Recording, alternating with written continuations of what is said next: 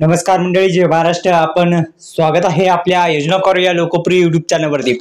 एकंदरीत आपण जर पाहिलं तर पीएम किसान योजनेचा 21वा हप्ता तुम्हाला पाहिजे असेल तर हे एक कागदपत्र तुम्हाला लागणार. जाणून घेऊ संपूर्ण बातमी.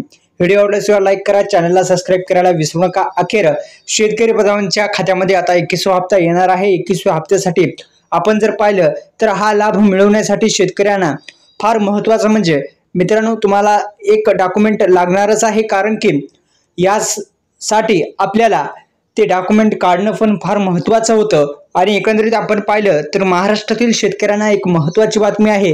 21वा हप्ता हा लवकरच जमा होणार आहे आणि 21वा हप्ता जमा होण्याआधी आपल्याला काही काम म्हणजे ते एक डॉक्युमेंट काढायचं आहे.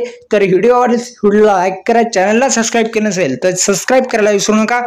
50+ बिझनेस आयडिया, त्यासोबतच आपल्याला आर्थिक मदत करण्यासाठी ज्या सरकारी योजना असतात त्याची परिपूर्ण माहिती पाहिजे असेल तर आपल्या चॅनलच्या बायोमध्ये लिंक आहे, आपण पाहू शकता. तर एकंदरीत आपण जर पाहिलं तर या देशातील इतर राज्यातील शेतकऱ्यांप्रमाणेच महाराष्ट्रातील लाखो शेतकरी आता 21व्या हप्त्यासाठी प्रतीक्षित आहेत. आपण जर पाहिलं तर 3 राज्यामध्ये 21वा हप्ता देण्यात आलेला आहे आणि त्या 3 राज्यामध्ये वितरित करण्यात आलेला आहे. आपल्याकडे वितरित होणार आहे.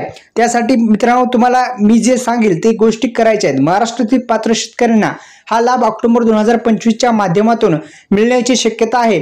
ही घोषणा राज्यातील शेतकरी कुटुंबासाठी विशेषतः सणासुदीच्या तोंडावर मोठ्या दिलासा देणारी बातमी आहे. म्हणजे ऑक्टोबर महिन्यामध्येच हप्ता मिळण्याची शक्यता आहे आणि सणासुदीच्या काळामध्ये एक गोड बातमी येण्याची शक्यता आहे. एकंदरीत आपण जर पाहिलं तर मित्रांनो पीएम किसान योजनेचा हप्ता मिळवण्यासाठी आपल्याला फार्मर आयडी काढणं अनिवार्य आहे. आपण जर फार्मर आयडी काढला नसेल तर मित्रांनो फार्मर आयडी हा आता लागणार आहे, कारण की पीएम किसान योजना असो किंवा अतिवृष्टी नुकसान भरपाईच्या संदर्भात मोठी बातमी.